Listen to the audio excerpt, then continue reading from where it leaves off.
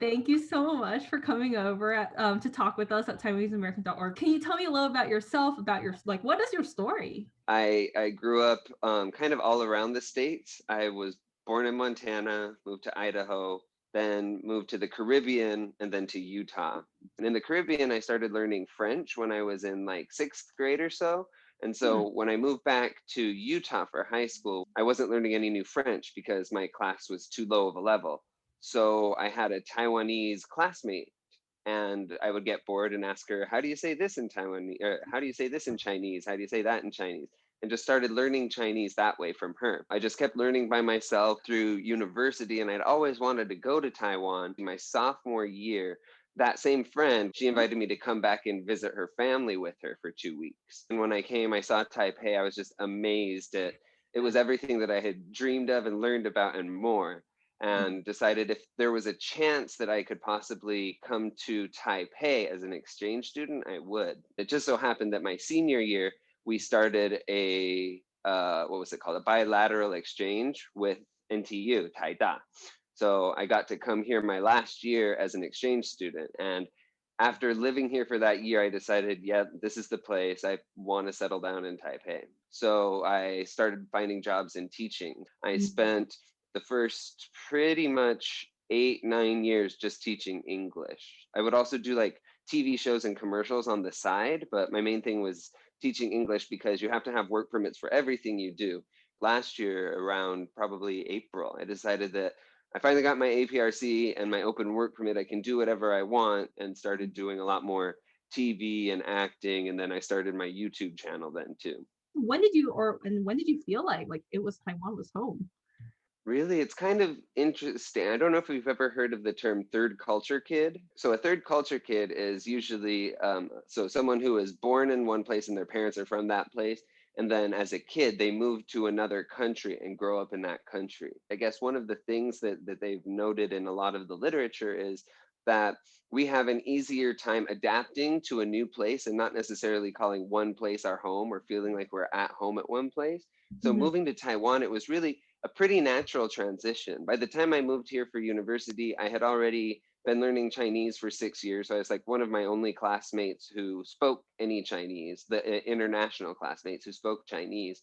So it was pretty easy to kind of, get into it and to feel at home here. And then, of course, the Taiwanese people, as you know, are just absolutely the friendliest people on earth and so welcoming, especially to us as foreigners. So like it really didn't take a long time to get used to it. Definitely there were aspects of life here that was kind of a little bit of a culture difference that you have to get used to, like the whole idea of like face. In the States, we don't really have means, that kind of thing. We have a lot more independent kind of a personality where everything's more about you and kind of watching after yourself. Whereas in Taiwan, it's a lot more social based or group based, where it's not just always thinking about yourself, but also like the greater picture, the bigger picture, the greater good, that kind of a thing. Mhm. So, like when you're working with coworkers, or you're interacting with friends, you kind of always have to keep in mind, that you're also helping them look good by not doing certain things or by not embarrassing them in certain ways or calling them out on certain things, which as an American, I mean, calling people out on stuff is one of the things that we do most, right? That's why we've got Karens. You said it was pretty easy for you to adopt Taiwan as home. I was wondering if you can maybe point to like some aspects of that made Taiwan home for you. Once I moved back after university, like, and was living in a neighborhood instead of just the dorms, kind of starting to build those little relationships with random people in my neighborhood. The weird one is like the people at 7-Eleven. You start like having conversations. They know the things that you're going to buy when you get in, so they recommend other stuff. You talk about what's going on. And like I remember when I first moved to my very first apartment in Taipei, there was this one guy. His name was Chang, and he was the clerk at 7. And like we would chat pretty often because I would go in and like buy stuff after work on my way home. And then last year, randomly, I actually ended up seeing that same guy at a 7 that's closer to my new house. And like he had changed completely, but I walked in and I was like, eh, Chang Chang. And he was like, hey.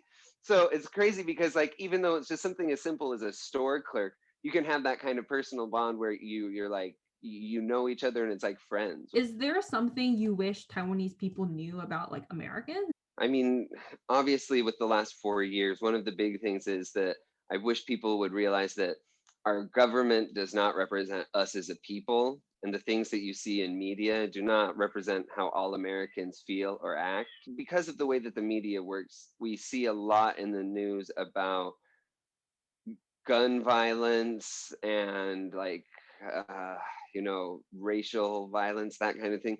While those things get reported on a lot, it's really not the bigger picture of what America is like. Racism in the States is real, and having those run-ins with police regardless of race, that's real too. And gun violence is all real. It's just that by and large, running into Americans, you're not going to be running into that kind of person. You're not going to Mm. be running into the crazy kind of mass shooter or something like that. Most Americans are just friendly people who interact just like Taiwanese people do every day. What do you wish Americans knew about Taiwanese people or Taiwan?